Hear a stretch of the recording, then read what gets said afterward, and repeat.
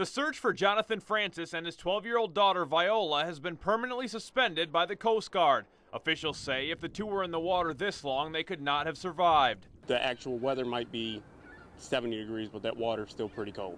The DNR will continue the search in some degree, but it has now become a recovery effort. The Coast Guard says the excitement about the warming temperatures often induce folks into a water trip too early in the season. Being out there on a kayak and being in small boats with heavy winds and heavy seas, it is very tricky.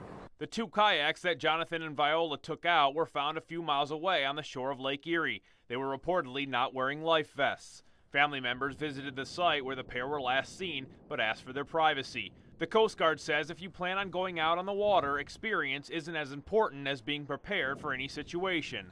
Experience isn't really the factor. A lot of it is making sure you have those tools, all the safety equipment when you get out there. And you should never expect the weather to feel the same on the open water as it does on land. It has a very different effect because you don't have the buildings in the way.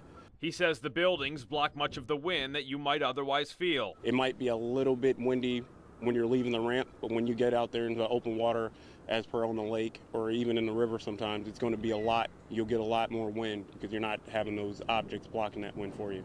The water temperature when Jonathan and Viola went missing was less than 50 degrees, a level that will cause unconsciousness in less than 90 minutes. Chris Delkamp, WNWO News.